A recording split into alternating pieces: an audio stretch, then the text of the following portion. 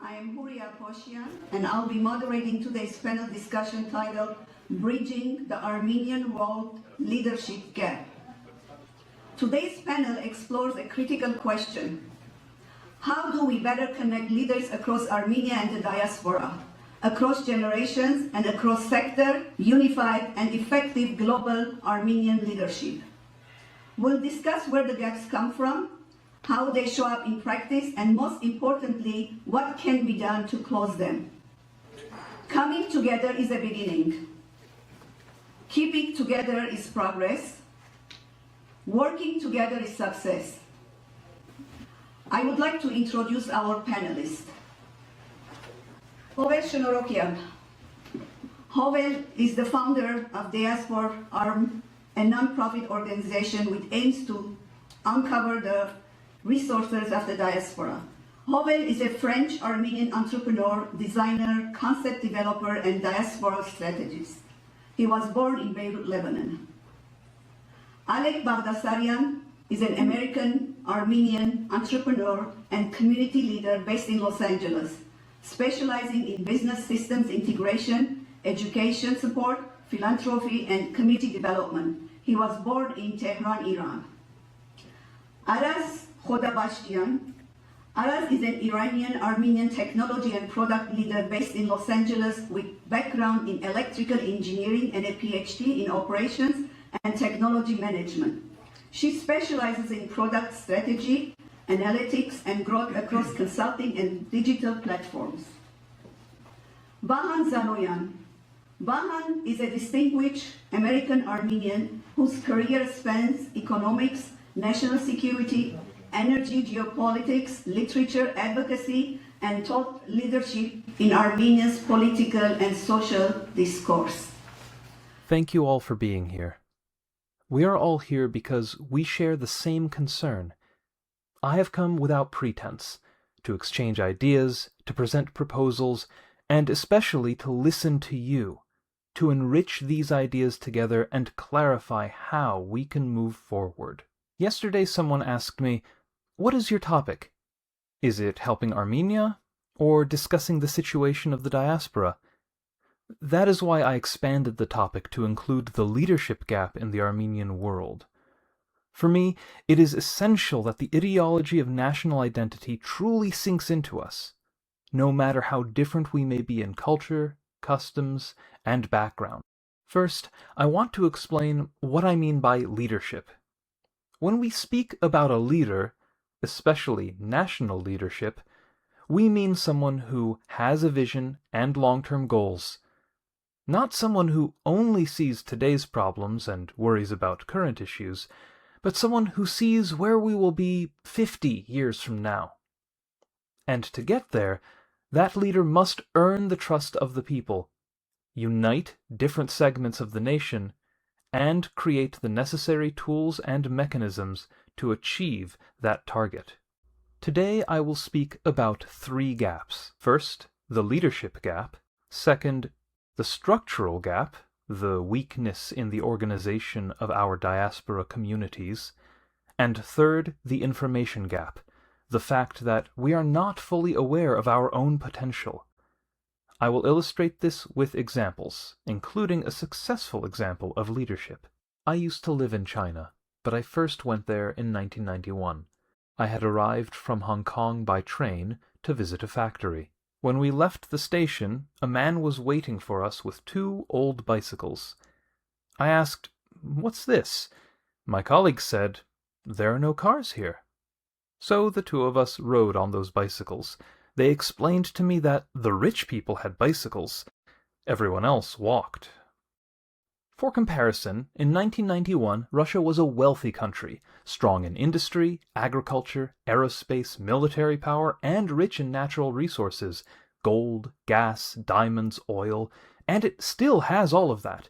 China, by contrast, had almost nothing, relatively speaking, a poor country.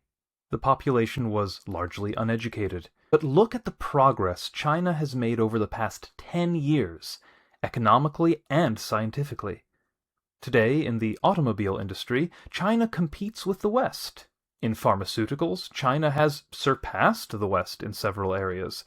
Even in cancer treatment, some Chinese medicines are more advanced than those in the West. What made this transformation possible? Leadership. The Chinese are not genetically superior to other nations. The difference is leadership. When we speak about the Armenian nation, including both Armenia and the diaspora, do we agree that we must see ourselves as one single nation? We must. But how? Armenia today has a government and a prime minister. The diaspora, however, is scattered and unstructured. So, what should our target be? As I said earlier, leadership must have a long-term objective, not just solving today's problems. If we want leadership, what do we expect from it? I would like to see that in 20 years we will have in the West, in France, in the United States, in Canada, a significant number of Armenian political figures who can become presidents, prime ministers, ministers, members of Congress. In France we had one such figure, Patrick Devedjian, who served as a minister and had the potential to become president. He passed away from COVID, a highly capable man. But we do not have a second one. If we compare the Armenian and Jewish communities in France, Armenians number around 600,000, Jews around 550,000, yet they have significant influence. The difference is not hereditary. The difference is leadership. Leadership that made decisions and set direction. Earlier it was said, we must define and target our national goal. What is our national objective? Where do we want to be in 20 years? To reach that point, we must first have a vision. We must clearly decide that in 20 or 30 years, we will have political leaders, major influence in the media, strong influence in the economy, leading scientists, and more. To achieve that, we must create the necessary tools, and it is leadership that must create them. Today I am speaking in 3 parts. So far I have addressed the leadership gap. Now I will give the floor to Vahan Zanoyan to share his perspective and understanding of leadership. After that, I will continue with the structural gap and the resource gap, and how we can build the means to reach our national goals. I will focus mostly on the political and state-level leadership in Armenia. There is a very interesting word in English that we don't have in Armenian: statecraft. The craft of maintaining and building statehood, the art of governance at the state level. We don't have this, as I said, even in our vocabulary. We have to say that since independence, we have not had political leaders in Armenia. None of our governments from the beginning until today have demonstrated political leadership. At best, we've had heads of government, we've had governors, more often we've had administrators and managers who at any given time were able to manage a given situation, sometimes well, sometimes not so well, and sometimes poorly. But a leader, and here I agree with what Hovel emphasized, 100%, there's something entirely different than a manager of a situation. A political leader is someone who, while understanding and even managing a present situation, is able to envision a completely different reality. A leader has a vision, seeing that the country may be at a certain point today, but could be somewhere entirely different in 10 or 20 years. And that vision is not something he merely conceives personally, but he also possesses the ability to get buy-in from the people, to convince the people to follow him and persuade them in such a way that actually they ultimately realize that vision. In that sense, as I said, we have had no leaders. Leaders, by that definition, include people like Charles de Gaulle, Mahatma Gandhi, Lee Kuan Yew, Winston Churchill. In our history, the last true leader, by that definition, was Aram Manukyan. In 1918, when the nation and the people had just emerged from genocide, demoralized, shattered, half alive, half dead, He had the vision and managed to establish the First Republic. In those circumstances, founding a First Republic was probably the most improbable and unrealistic undertaking imaginable. Many at the time would have considered it absolutely unrealistic, a crazy dream. Yet he succeeded because he believed in that vision with tremendous conviction. Since Manoukian, we have not had leaders, only political managers. The 2020 war, and especially the depopulation of Artsakh in 2023, created opportunities for the enemy to strike not only the state, but also the entire Armenian nation. This is extremely important to understand because this is where I will focus on some of our leadership gaps today. At the national level, the first major fracture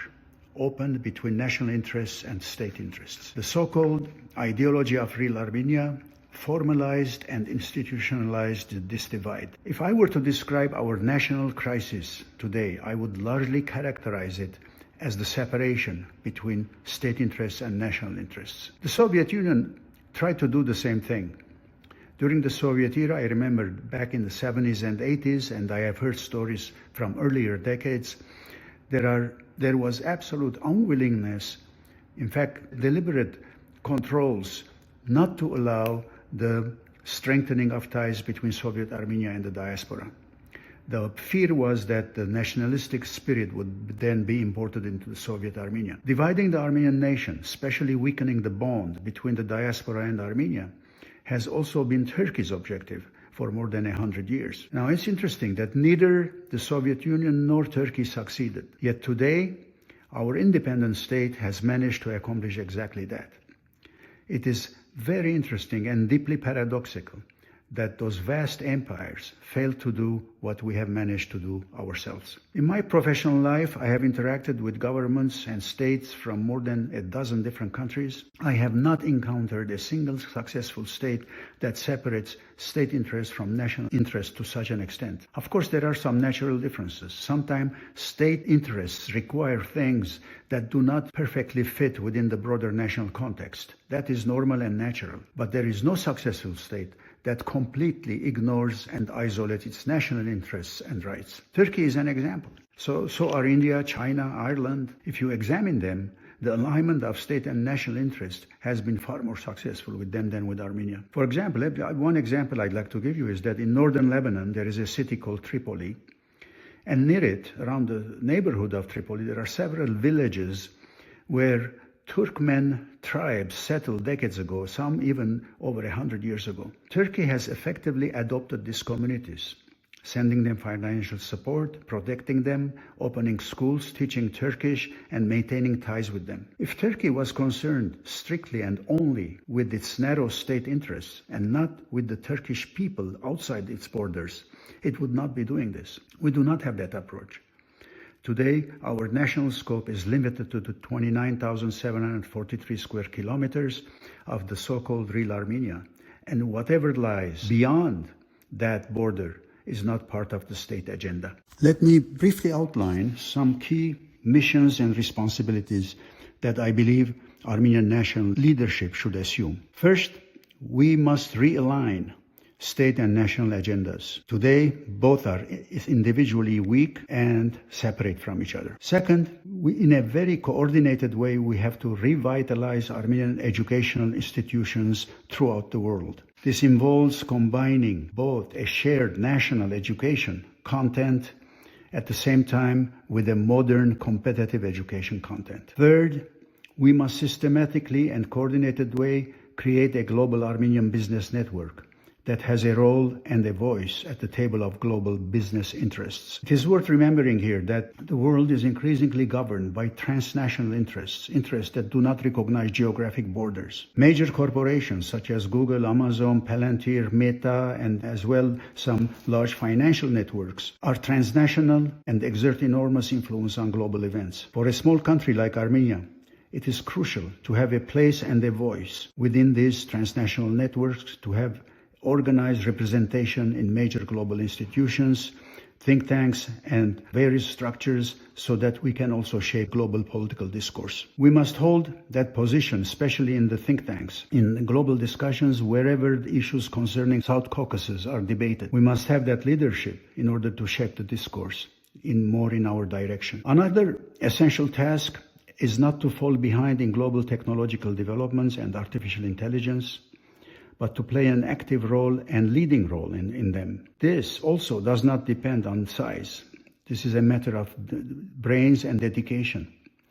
To some extent, Armenia has made progress in this direction and has achieved some success. We also need a professional information campaign to spread Armenian history and strengthen awareness of our soft power on the global stage. We have clearly lost that battle. In recent years, Azerbaijan has spent enormous sums promoting its narrative everywhere. It now appears as though Azerbaijan has ancient 1,000-year-old cultural roots and as though Armenia has no deep history. And this narrative is spread even in places like the Vatican. We lost not only the physical war in 2020, but also the information war. Finally, we must reclaim stewardship over key Armenian historical and cultural centers, such as Jerusalem, Venice, and why not Artsakh. The overarching objective is to create adequate global leverage to confront the challenges facing the Armenian statehood. Ideally, the center and driving force behind these efforts should be the state itself. The state must act as a magnet to attract global Armenian potential and channel it toward a unified pan-Armenian vision and purpose. However, all four governments of the Third Republic have failed in this regard.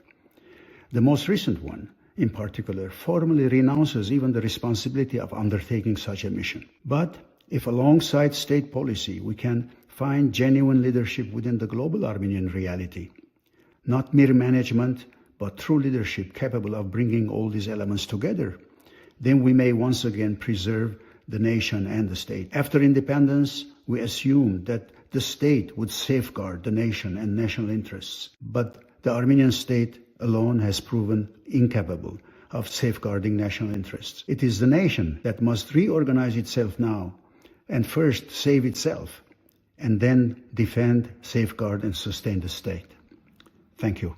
We must now move to the second issue, the structural gap. Today we cannot afford to ignore our institutions, political parties, charitable organizations, the Catholicos, and others. Instead, we must encourage cooperation and coordination among our structures, while also engaging what I call the scattered sheep of our people, those who remain outside organized frameworks. Let me be clear, I have spoken and collaborated with all major organizations. In November 2023, I presented a public-private partnership proposal to the Prime Minister and to 6 non-profit organizations, the AGBU, the Hovnanian Foundation, the AMAA, the Afeyan Foundation, FAR, and the Tufenkian Foundation. What was the core idea of this proposal? The people of Artsakh arrived scattered. Beyond any strategy, there is not even a basic operational plan indicating who will live where. My proposal was built on 3 principles. First, respect the integrity of communities. Communities that are currently dispersed should be reunited. This serves 2 purposes. First, social well-being. Displaced families should remain together with relatives and familiar networks. Second, economic. We must preserve the existing economic fabric. For example, Artsakh Carpet had 120 employees in Artsakh. The company's director told me, "My workers are scattered. How can I restart operations in Armenia?" We must think in terms of preserving social and economic units. Second, fair compensation. Those who lost a 2-bedroom home should receive an equivalent one. Those who lost a farm or a workshop should receive the equivalent. Third, organize an international donors conference. The total estimated cost of compensation and resettlement would reach approximately 2 to 2.5 billion euros. I met with the European Union representative to Armenia, who indicated that the EU was prepared to organize an international donors conference. 3 non-disclosed meetings took place between the 6 organizations and the government. During the second and third meetings, it was decided that a donors conference would be organized in Brussels in April 2024. In the end, it was cancelled. Why was it cancelled? I don't know. Something failed. Something was missing. The yeast that makes the dough rise. The idea was sound. Why did it not materialize? Was it my responsibility to initiate and carry this? Or do we need leadership with sufficient authority and critical mass so that its voice is heard? Let me turn to another issue, our schools. In the diaspora, we have Armenian schools without a coherent Armenian language curriculum. We have different networks: AGBU schools, Azkayin schools, Hamaskayin schools, evangelical schools, Catholic schools. Each group has its own curriculum, good or otherwise. There are also independent schools. In France, for example, there are 8 full-time Armenian schools. 2 belong to Hamaskayin, 6 are independent. We sent someone to assess several schools. From the school in Nice, the report was alarming. There are no teachers, no structured curriculum, and no textbooks. Whose agenda is this on? Who is responsible? I met with the diaspora department head of the Ministry of Education. They do not have any long-term vision or the passion to come up with solutions. And the issue is not merely teaching Armenian. We must first define our purpose. Why do we open schools? Why do we invest in them? Historically, Armenian schools have been centers of excellence. Huri and I are classmates from the same school. Every one of our classmates belongs to the top 10% socioeconomic tier in their respective countries. What brought us there? Our schools. Our Armenian Evangelical College did not produce engineers or economists in K through 12. What it taught us from a young age was a system of values: diligence, punctuality, perseverance, respect, humanism, humility. Today, where are we? We are in a fragile state. We have lost many of our classical schools. Education has 3 objectives. First, to transmit language and cultural heritage beyond simply teaching Armenian. Second, to provide knowledge and prepare successful generations. Third, to instill a system of values, to form good human beings. Again, whose agenda is this topic on? Now I will move to the resource gap and how we might address it. First, I want to correct a widespread misconception that Armenians do not give while Jews do. Let me provide 2 examples. First, Eso Tavitian donated his art collection, worth several $100 million, to the Clark Institute, along with $45 million in cash to build a museum to house it. Second, Edward Avedisian built an exceptional school in Yerevan.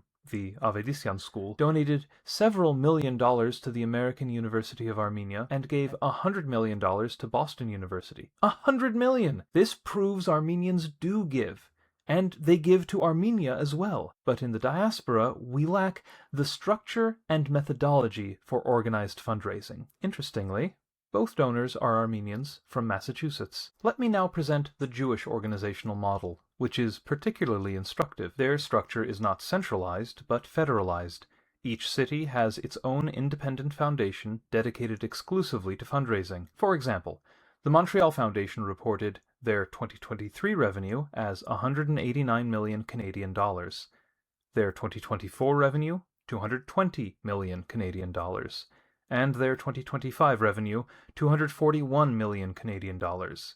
These are annual revenues, not endowment totals. What is the secret? First, a trusted board of trustees. Each city has an independent fundraising platform. This body has no schools, no political party, no club affiliation. Its sole mission is fundraising. The effort is coordinated and systematized. In our case, each organization conducts fundraising independently.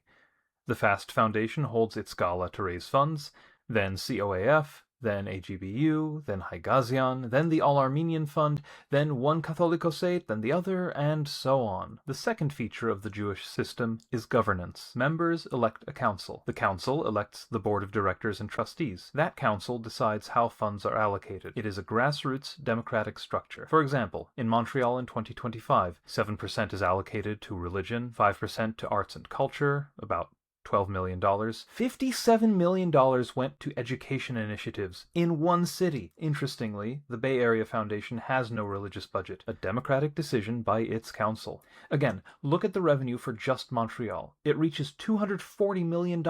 Compare this to the All-Armenian Fund, which raised $15 million globally in 1 year. We can state that they failed. What's the difference? A lack of trust. The third feature is transparency. Every dollar spent is documented, down to the cent, specifying which organization received what funds. Finally, they publish donor lists.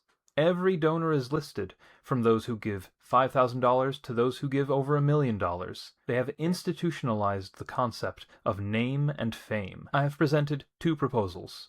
First, the idea of a Council of the Wise, and second, a model for building a structured fundraising mechanism adapted to our reality. We will not reach conclusions today, but it is important that we advance these ideas. Now I will give the floor to Aras. After that, I will present the third subject, the information gap. My name is Aras. I was born and raised in Tehran, so I experienced the life of a traditional Armenian community there. At a fairly mature age, I moved to America, where I also experienced the local community life. The examples I bring, or the things I share, come from these two experiences. How we managed our national and social institutions in traditional communities, and how now in America, being almost a newer diaspora community, these structures function. I would like to address the second type of leadership, which is grassroots efforts. That is, what individuals can advance through more localized, community-based work, and what we can do to move forward and bridge the gap that currently exists in our leadership. I bring up the example of the Armenian community in Iran again because for centuries, without having a homeland or centralized statehood, the Armenian community of Iran survived and preserved its language, culture, religion, and identity. This can be viewed as a case study of how that was achieved.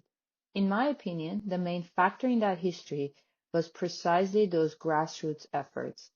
Every Armenian, every family, and every association had this core objective at heart, and all of them moved towards the same North Star, which was preserving the Armenian culture and identity. So what are the gaps today that prevent us from achieving similar results?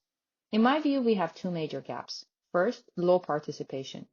Hobel already mentioned this. Limited participation restricts us both in terms of human capital and financial resources. Second problem is that we do not use the resources we have in the right way. In other words, we are inefficient and not sufficiently productive. Now let's turn to the first issue. Why is participation low? If you ask young people and the new generation what interests them about participating in non-Armenian environments and programs, I think we would frequently hear several answers. First, incentives misalignment with Armenian organizations. People's personal goals, their desire to improve and prosper in their individual lives, do not always align with our community and national goals, or with the objectives of our community organizations. We heard several examples of other successful diaspora organizations of other nations, and I don't want to constantly compare ourselves to others, but in their case, community structures and organizations have been designed in such a way that by participating, individuals gain networks and opportunities that directly benefit their personal growth and success. As a result, they participate willingly, not because they are forced to attend once or twice, only to stop showing up the third time, or to attend merely out of formality and then disengage completely. So the first question is, how do we define the goals of our national and community organizations in the diaspora in a way that engages the majority of diaspora members, not through propaganda or persuasion alone, but through genuine motivation, so that they personally benefit from participation? The second issue is, how do we learn community building? I believe we simply do not know how to do it well. It is a skill, an ability that must be learned. Perhaps nations that have been more successful approach this not as something accidental, but as both an art and a science. There is an art and a science to building unity. And the first step in that process is creating trust. Historically, Armenian organizations, at least in the diaspora, have been somewhat exclusive. Each organization often functioned as its own exclusive members club. And if you did not belong, it was difficult to enter. We need to move away from that model and build trust so that participation increases. By doing so, we can overcome the first problem I mentioned, which is limited participation, which in turn limits both our human capital and our financial resources. Let me turn to the second gap, which is about using our existing resources properly and not wasting them. What do I mean by wasting resources? We've already discussed this. When you look around, you see multiple Armenian organizations running essentially the same programs. For example, we might have 4 mentorship programs and 5 fundraising programs across different organizations, all targeting the same audience. How can we reduce these duplications in order to use our resources more effectively? I believe 2 things are necessary. First, knowledge transfer. As Hobel mentioned, we often don't know what is happening. There has not been proper knowledge transfer from the older generation to the new one, so we don't clearly understand what has already been tried and what has failed. As a result, we repeat the same unsuccessful attempt. At the same time, even within the current generation, across organizations and institutions, there is no proper system of knowledge sharing. This leads to duplication of efforts, contradictions, and repeated inefficiencies instead of coordinated progress. That is the first point. Second, I believe we lack followership.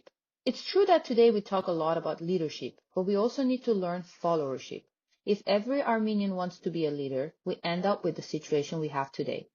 Whenever someone struggles to work within a group, they leave and create a new organization, a new party, or a new initiative. Everyone wants to be the leader, but if we all are leaders, who will be the follower? And without followers, we cannot eliminate the inefficiencies that exist within our already limited resources. All of these may sound like beautiful words, but if we truly want results, there is this concept often referred to as Monday morning actions. What will each person in this room actually do when they go home?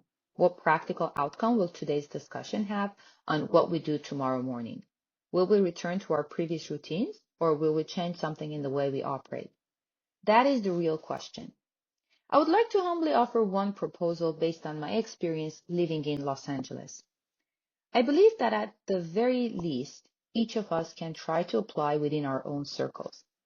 The Armenian community in Los Angeles, hopefully you agree with me, not everyone, but the majority lives in a highly materialistic environment, very focused on outward displays of wealth, which means that we are wasting our national resources on unnecessary things. For example, if you calculate how much food is wasted every weekend in the banquet halls of Armenian neighborhoods in Glendale, Burbank, North Hollywood, etc., you would see that it amounts to thousands of dollars.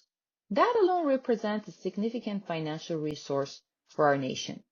How can each person in this room properly educate and influence their own surroundings, help shift the mindset, and challenge the flawed culture where our national resources, starting with money, are spent on a materialistic lifestyle whose only purpose is to impress other Armenians? If we can begin by confronting this first, simplest, most visible and tangible problem, something we probably all agree on but struggle to address properly, then gradually we will learn to become more efficient as a nation in managing our resources. And then we can begin to consolidate those resources more effectively to move forward together. These are my suggestions from a grassroots perspective, in contrast to what Vahan presented as a more top-down, centralized leadership model, which our nation certainly also needs. In any case, thank you. I will now hand the floor to Hova. The last gap is the information gap. Here I would like to mention that we have launched the Armenopedia platform whose purpose is to close this gap. Let me explain why. During the 2020 war, I received a hard call from Armenia, an unknown number beginning with the 374 country code. The person asked, "Mr. Shnorokyan, do you know any acoustic engineers in the diaspora?" I asked, "What is an acoustic engineer? What do you need them for?" He said, "Drones are striking and soldiers are dying. If there were a device that could warn us just 1 minute in advance, lives could be saved." At that moment, I realized that we must know what skills we have, what scientists and experts we have in every field. Let me give a second example. I have a friend in Boston, Garo, in the pharmaceutical industry, specializing in cancer treatment, who runs a NASDAQ-listed company. I also have a friend in Paris who at the time was doing her PhD in oncology. I asked her, "Would you like to meet Garo?" She said, "That would be wonderful." I arranged a Zoom meeting and introduced them. Garo asked her about the subject of her thesis, and she explained. Then he asked, "Do you speak Armenian?" She said yes. Garo replied, "We are opening a cancer treatment center in Armenia. We need you there. My vision is that our platform should make it easy for someone like Garo to quickly identify all doctoral students in oncology around the world. At the same time, those students should be able to discover companies like Agenus and similar enterprises that can offer internships and jobs, as well as researchers and professors who can provide mentorship and guidance. No such platform exists yet. We are currently building the Armenopedia platform to reveal our global talent pool: individuals, organizations, institutions, and companies. Each entry is verified, qualified, and calibrated. We already have more than 2,000 scientists and educators, with data provided by the Armenian Academy of Sciences, the FAST Foundation, ASOF, and other institutions. Each profile is being validated and will be presented on the Diaspora Arm platform. We are also working to identify student data, so we clearly understand what talent and capabilities we have. The goal is to support, among others, our students and uncover our full potential. The key question now is the strategic importance we assign to this project and what level of investment we are willing to make. I have presented this project to many organizations. All of them are interested, very interested, but each prefers to own the platform for themselves. My wish is that this platform belongs to the people. It is clear that financial resources are needed, but my vision is that the nation itself takes ownership of Armenopedia. I call on everyone to contribute, whatever they can, 10, 100, 1,000, so that the people themselves become the owners of this project. To conclude, and to make this meeting productive, we have the following expectations. First, maturing ideas for the creation of a council of wise advisors, stronger inter-organizational cooperation, and the development of independent community foundations, and second, a clear commitment to the ownership and stewardship of Armenopedia. I will now give the floor to Alec. Addressing the issue of why we haven't been successful in addressing the Armenian world leadership gap up to this point requires some analysis. We all know that for many decades, Armenian diaspora communities have formed and operated many dedicated organizations that have served our communities in countries like Iran, Lebanon, Syria, which resulted in Armenian communities having a place to gather, meet to address their communities' challenges like building school, churches, cultural centers, and our youth to gather and take part in activities like scouting or athletics, and of course to keep their Armenian identities. These communities organized, worked hard, providing the backbone, the structure for our community to survive. And many of us are where we are today because of their efforts. But why aren't these organizations part of today's event? Perhaps they're comfortable with their current position, their leadership role, and basically the status quo. I believe the answer to this question and how to get this organization to engage is education. We need to communicate to these organizations the benefit of this proposed structure and program. Let them know that the new organization form would not harm their organization standing in the community. And in fact, they will end up having more resources being engaged in individuals or funding. So I believe we need to take actions on establishing dialogue with this organization, communicating this undertaking's clear vision, planned structure, planned result, benefits from taking part in such an initiative, and their role in the new organization. We need to make sure it is clear to them that this new organization will not be serving in a higher level capacity than their current organization, but that this organization will be augmenting their efforts, resulting in serving the Armenian community more efficiently and in a more streamlined manner. However, we view the positive result of such organizations in fundraising and allocation funds and benefits of taking part in projects like Armenopedia. So I believe we need to get to work, forming communities to start working on one or a few of these discussed projects. Perhaps we can start by identifying the org chart for these organizations, how these organizations will be functioning, roles and responsibilities of individuals, their profiles of the leaders, and how future leaders will be trained. Perhaps we can select a community and work to develop a template that could be used in other communities. So what do we need for a project or projects we decide on to succeed? Being an engineer, I think what is needed for such an undertaking is like any other project: clear vision, skills and resources, incentives, and an action plan.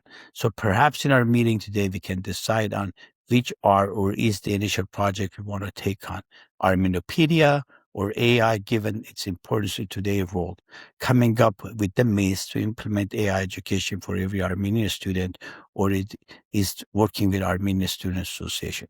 Whichever project we take on, in order for it to succeed, we need to form communities to work on its vision and every other needed component of the projects discussed. Because if we don't have every piece of the puzzle in place, if we don't have proper vision, resources, action items, skills, the efforts would result in frustration, false starts, slow progress, or lack of success.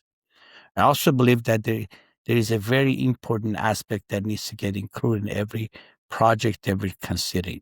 This should be the basic test for every project that we're considering, with the goal of strengthening our organization's role as a leader in the community, and that is education in Armenian culture, Armenian heritage, and serving the Armenian diaspora, Armenians living in Armenia, and the Armenian government. So, for example, students that are part of joining the Armenian Student Associations will learn about the richness and heritage of their Armenian culture. They will learn about Armenia and their own community. In addition, we need to keep in mind action plans need to be different, specific to each community, because what will work in Glendale will not work in Denmark. Furthermore, for any project to serve the Armenian community, or to develop future leaders, or establishing organizations' leadership in the community, should also, as part of its vision, develop the sense of daily engagement with Armenian nation, to make sure Armenian nation becomes a bigger part of their daily life activities. The basic fact is that every person is busy with work and taking care of the family. And for our project to become ongoing and ensure its sustainability, we need to make sure that we're engaging with Armenian causes is rewarding and will result in them feeling better about their Armenian identity and the sense of pride associated with learning about his and her heritage, culture, and serving Armenian community and nation. Over the past 100 years, we have always wanted to achieve these things, but each time it hasn't worked. Honestly, we make decisions, but in the end, nothing really happens. So what is different now? What are you proposing that will make this time successful, that will take us in a different direction? We are tired of doing the same things again and again with no results. Each of us, in our own way, does something for Armenia, for the Armenian nation. But this broader unity, this collective planning and coordination somehow never succeeds. You must think carefully about what the real problem is and find the solution that will allow us to truly plan and unite as a nation and move forward on this right path. What exactly are you proposing? What will be the new direction? What will we do differently so that this time we succeed? Why don't you approach the organizations and let them take responsibility? The secret lies in people. If we can find the right individuals who have the qualities of true leaders, we will succeed. What are those qualities? First, someone with vision, someone forward-looking. Second, someone independent, not constrained or controlled by any particular organization, someone who can rise above divisions. Third, someone who enjoys the trust of the people, someone whose integrity is unquestioned. Fourth, someone who has already proven themselves successful in their own field. I have mentioned 4 qualities. The fifth and final quality, the most important one, is humility. A humble person, someone whose goal is not to become the boss. Let me share a short story, the story of the washing of the feet. You know the ceremony. Let me explain its meaning. The disciples of Jesus were arguing about who would be the greatest among them. The mother of 2 brothers, James and John, asked Jesus that when his kingdom comes, her sons sit at his right and left hands. Jesus understood what was happening. He brought water and washed the feet of each of his disciples. We made a ceremony of this act, but its message was clear. Jesus told them, "Whoever wants to be great among you must serve the others. Unfortunately, we have lost many of our values. They were not passed on to us. Everyone wants to be the boss. If we had preserved those values, Armenia would have 8 million people today. Armenia could have been like Singapore. In the end, everything depends on people. If we can find people who are humble, tolerant, and inclusive, we will succeed. These people exist. We simply need to find them. These people are not looking for positions. They are often busy in their respective missions. We must go and find them, bring together 5, 7, 9 such individuals, and ask them to design the roadmap for our future. So today, a lot has been said about Armenian organizations. I'm not against organizations.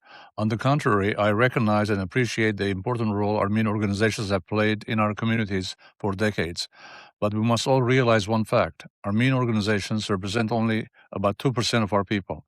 The remaining 98% are outside these structures. Any program you develop must also think about that 98%.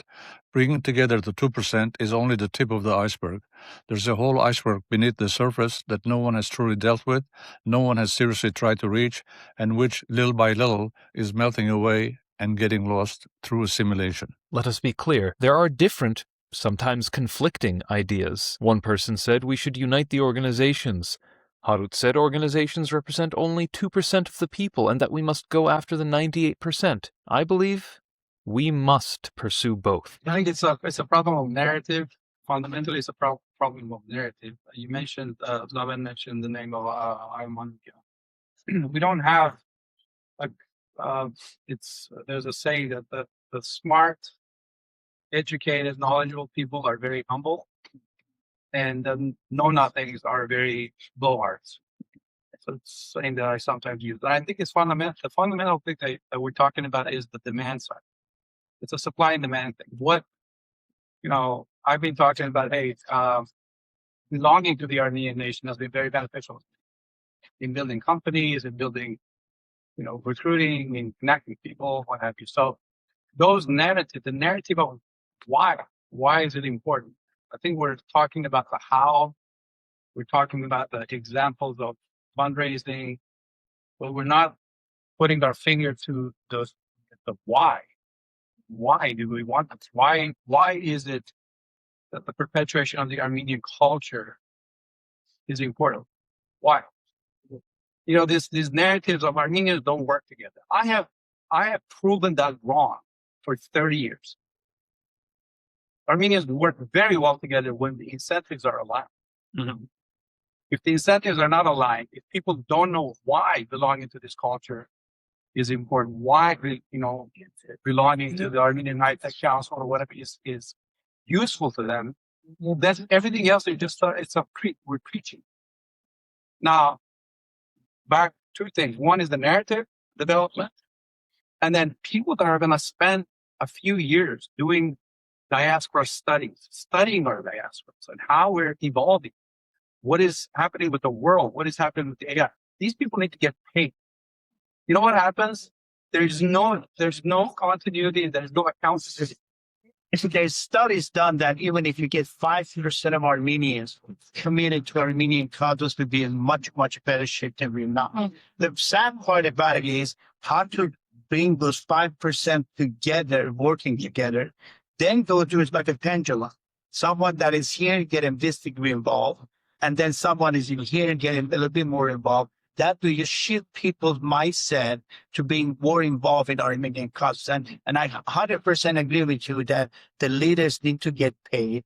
This is something that, you need to do if you want continuing the otherwise. Some volunteers would come work for 3-4 years. Then when their term is up, they just move away. There was a question raised about the need to understand why we should defend Armenian identity and values.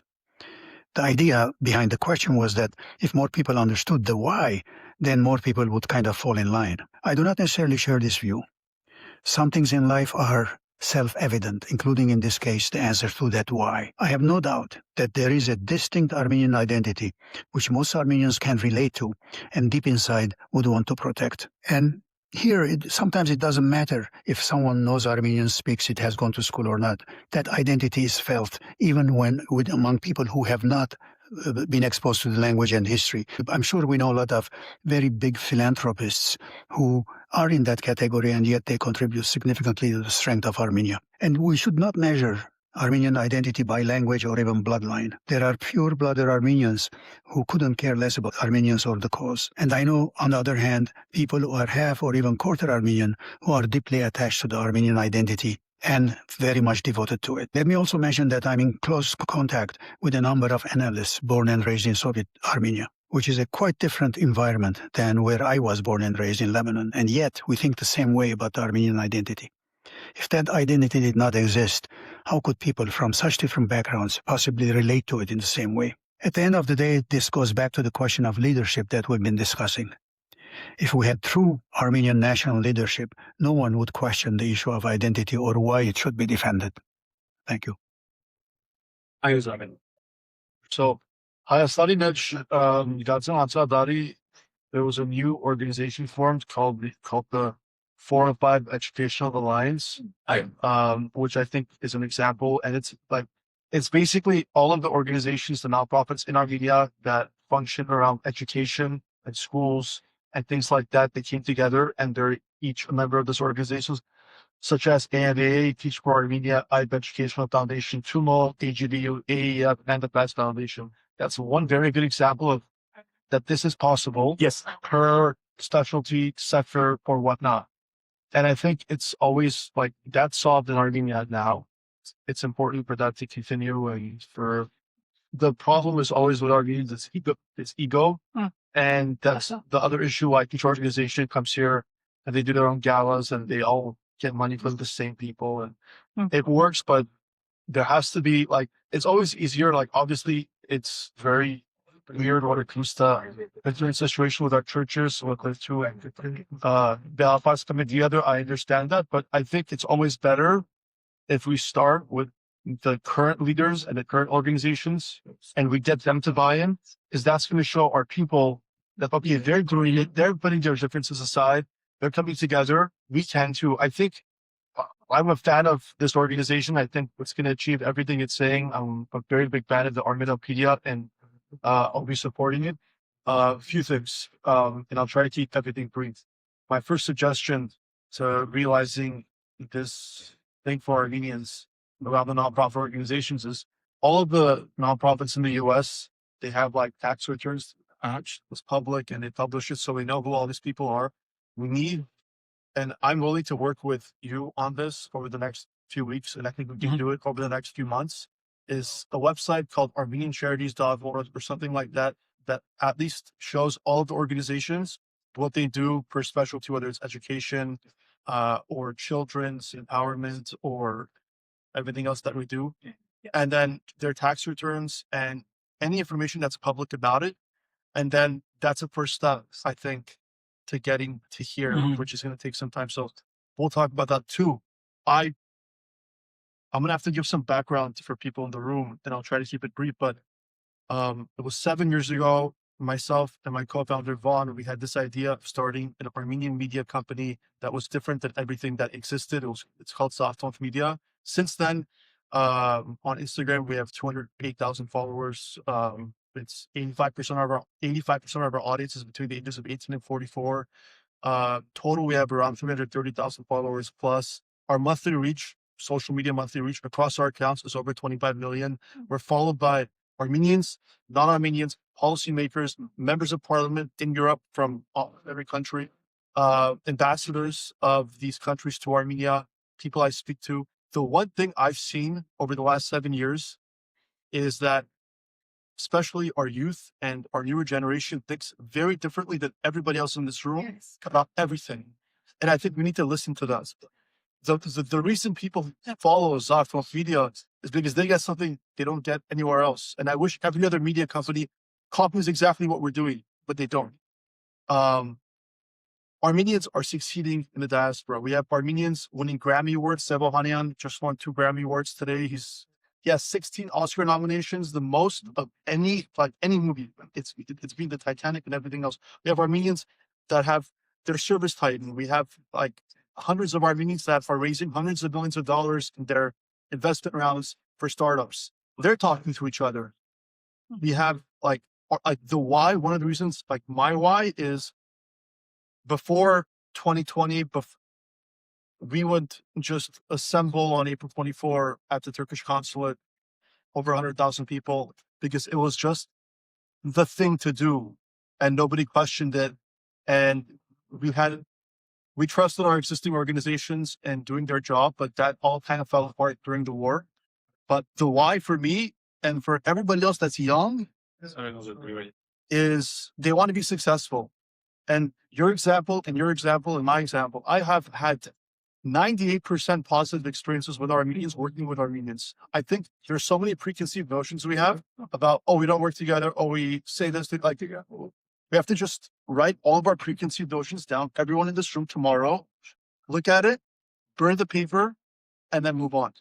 And thank you very much for what you do, what you're doing, and what you've done for the last 4 or 5 years, for your vision. We're all here because of you. Thank you. So thank you.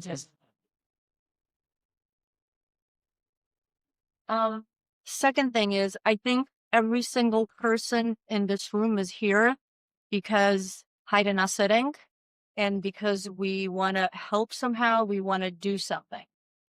Otherwise, people wouldn't be here. I think we need to take concrete steps next, and maybe, like Zaven was saying, maybe start forming that committee. Maybe people here can email you with names of people. Thank you. Or to nominate them and get the ball rolling. And I think all the why we need to be Armenian, or all these philosophical issues, I think are secondary. I think we digress quite a bit, but I think it's helpful. But I think going forward, we need to focus on what needs to be done, like Aras said, grassroots, and get a committee together and actually start working. Oh, one more comment. Yes. You've already started the Armenopedia. That's a very, very important. And nowadays in the digital field, the digital era and the AI, you've already started that. You guys need to focus on that and expand that. That will be an international level with the young generation, savvy, the technology. This is going to be a very useful tool. My question, who will take ownership? Well, you started it already. Yeah, who will finance it? But you're not financing it. Who will finance it? That's the first agenda item of our committee. Yes, that I'd like to be part of. So, and then how it goes out, help me in. You too. So, if you go walking, you go 3 miles an hour. If you have a bicycle, you can go 15. If you have a car, you go 70, 80 miles. If you have a plane, you go 1,000 miles an hour. I think so. What do you want to get? Tell me what you want to get. Now we are walking. And I have 2 assistants. I'm paying. Some people help me. Somebody gives me $1,000. I pay, and that's it. I think if I tell you openly, no. I think who cares? Who cares for it? I think if you get some plans in place, then it's easier to get the financial support. Because you need to have the structure and go pitch the story, frame up the story. And then that's So who's in the committee? Jacqueline, you are in, right? You're in the committee, right? You are in the committee, right? Yeah. Okay. Ara's in the committee. Ara's in the and I'm committee. nominating someone else to Shanta. Got it. Zabit. And that's the thing, Hobbit, while you were there presenting, Shanta has been passing around a notepad for folks to write down their contact information for us to continue this conversation even when you return to France, so that we can keep the ball rolling here in LA, if that's okay. So You all made my day. I came all the way from France. I had my ticket. I paid at a hotel. So you make me so happy. All of you.